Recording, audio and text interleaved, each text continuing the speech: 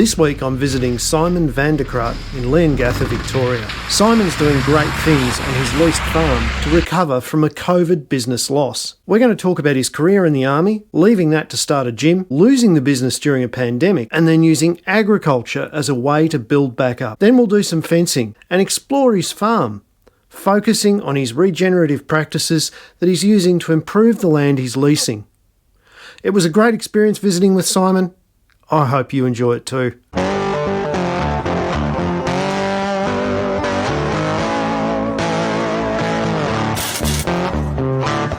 Well, Simon, we've got a bit of stuff here for you today, and we've come into contact through the channel, and we've been having a bit of a chat. Yep. You've got a really interesting story. You started out as a commando, of all things. Yes. Can you tell us a little bit about your storied career in the army?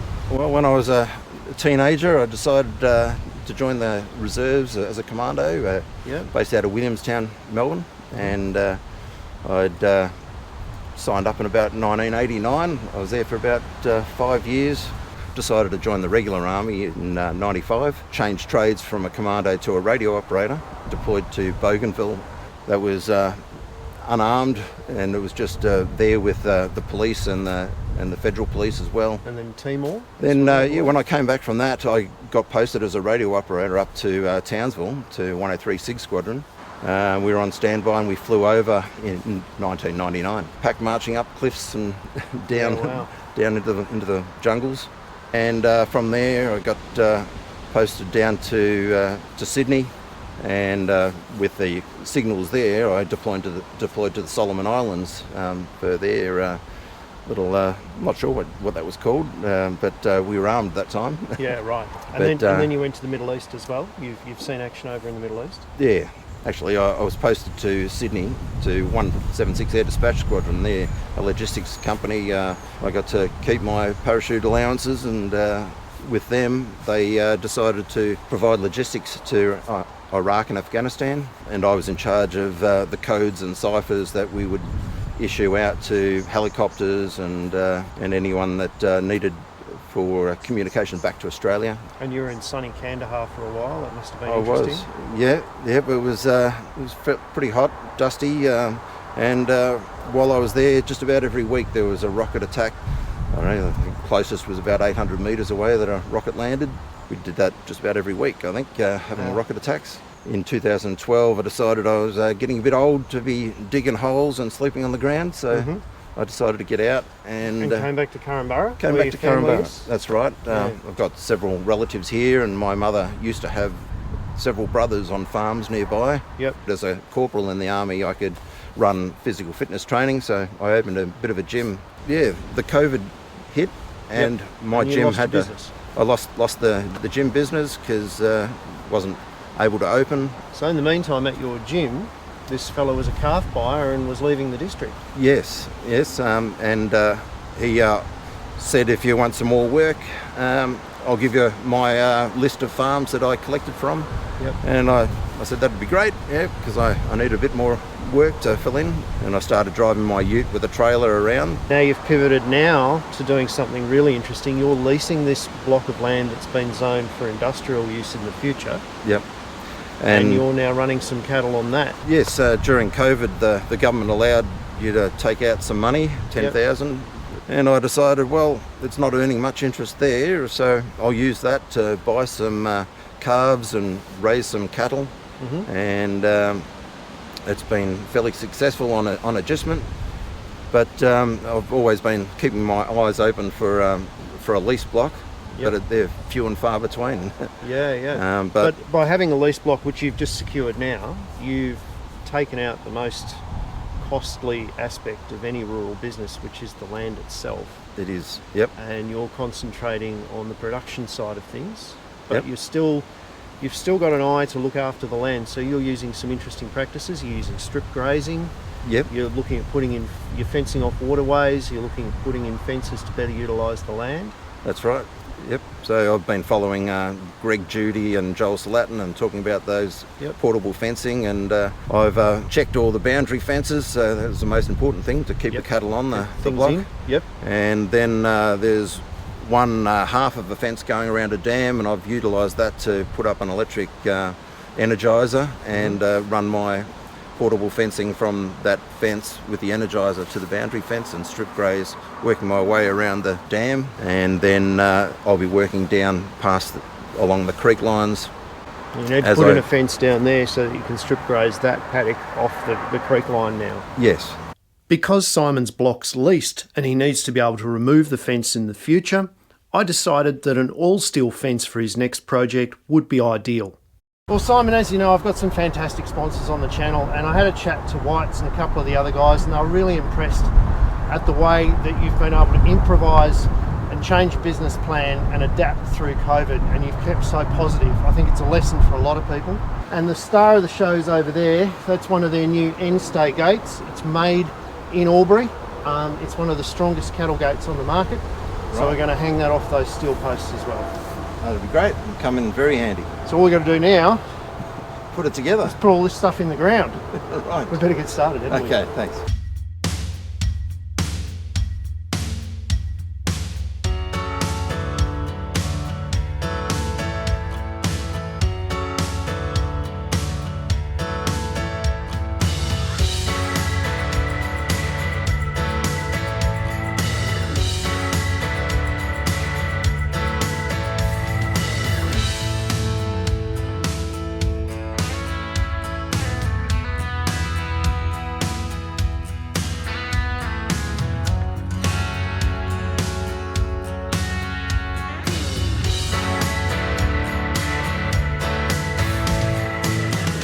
That's the hard work done.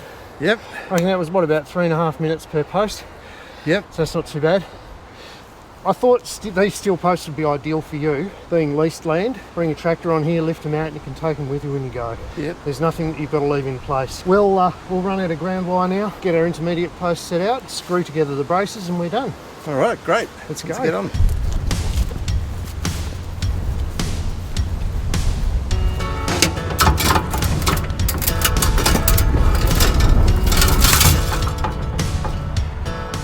Of course, a great tip is when you're putting wire in your spinner, make sure the label's pointing the right direction up, and you pay attention that the end of the wire you pull out is the one with the label on it. That way you'll avoid 99% of your tangles.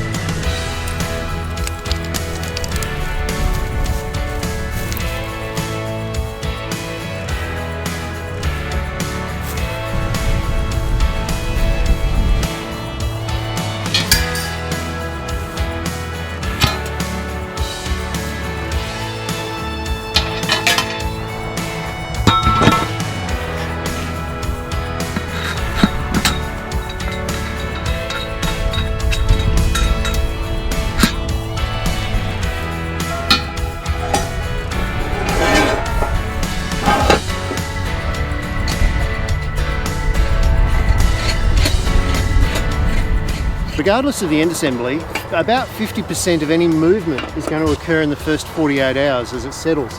So with a system like this, it's really easy to come back, and if your post has settled just a little bit, you're not quite happy with the set of the gate, all you have to do, put a couple more turns on the adjustment nut here, and your end assembly is rock solid again.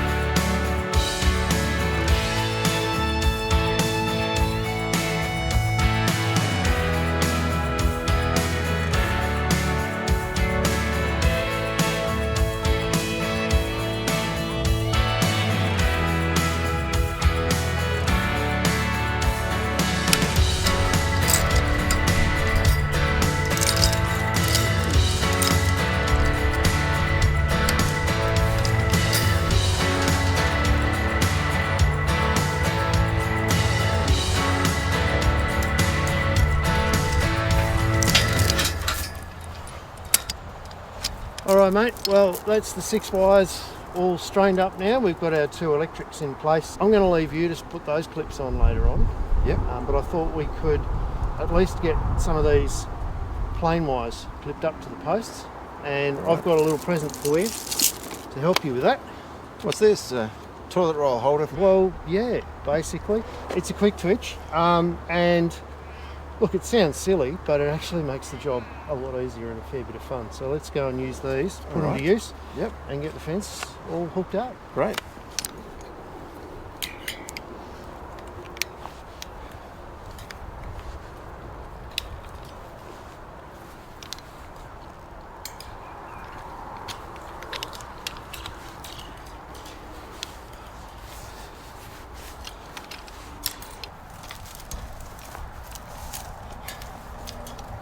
All right, so we got the fence finished now.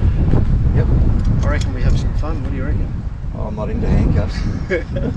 These are the best gate hinges you have ever seen. So all we got to do, Simon, to get these on is just put them on the post like so. Put this little bolt back through. Sophie. Hello, Sophie. How are you?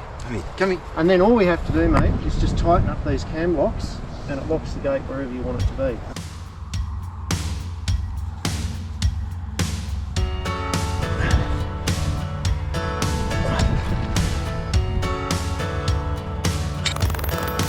Maybe just a little higher.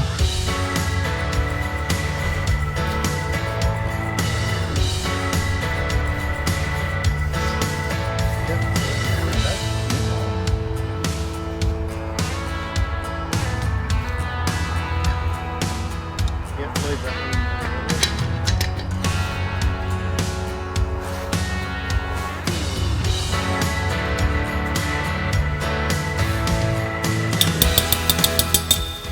Now, a lot of people that would be leasing a property to grow on a few cattle and sell them to make a profit would really just not want to make any improvements to the property. They just want to set stock it, get the cattle on there, fatten them up, send them off. Why is it that you're doing all of this strip grazing and everything that you've put in place, or you're putting in place on this property? Well, I think it,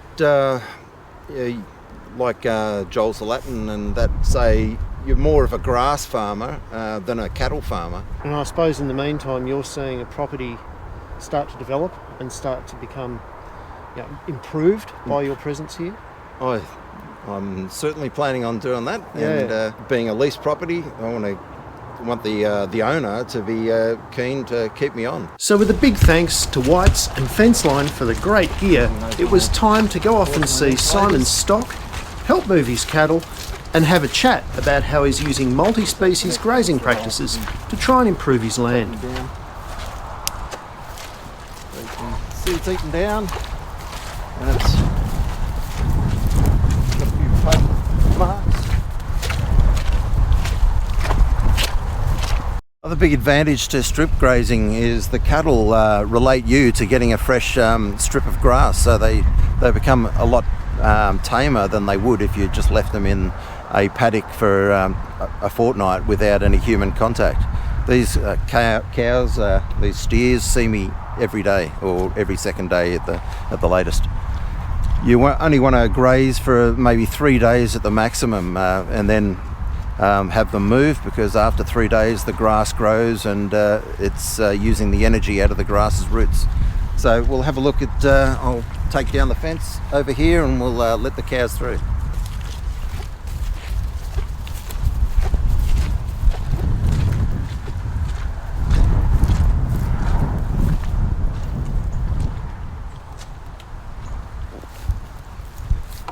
I had it hot by putting the wire over the top and then clipping it onto the electric hot wire, and then these were joined.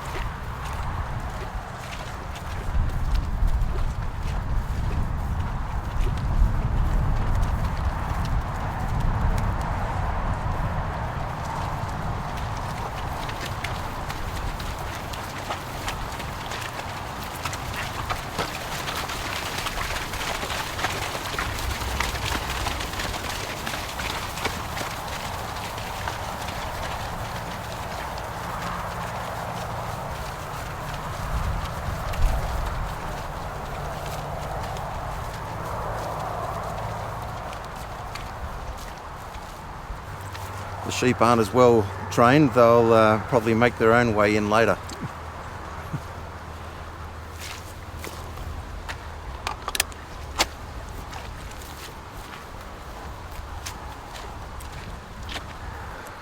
Just putting the wire over the top of the hook so it's now hot when I hook it onto the energised wire there. There we go. There. So leasing land is working out. It will be a lot better than adjusting. Once I'm above 22 head, that'll be the same as what I would be paying if I was adjusting for like $6.50 a head, and that's pretty much the going rate. I can put on as many as I think the land can hold, and then I'll just have to adjust it come winter. Might have to sell some off next winter so that I've got enough grass to be able to feed them through the winter, or I'll have to look at locking up a paddock during summer to make some hay and silage to be able to add in when the times are lean. Oh mate, well it's been an absolute pleasure to have just a tiny fraction of time with you to help you on your way. Yep. And I can't wait to see what you do with this place and all the goals that you've kicked already.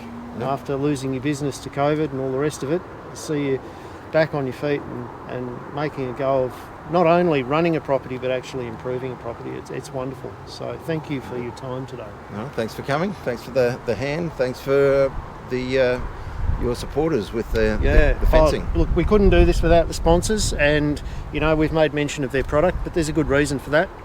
They're giving it away to a really good cause. So well done, mate, and congratulations. Thank you. All right. Thanks.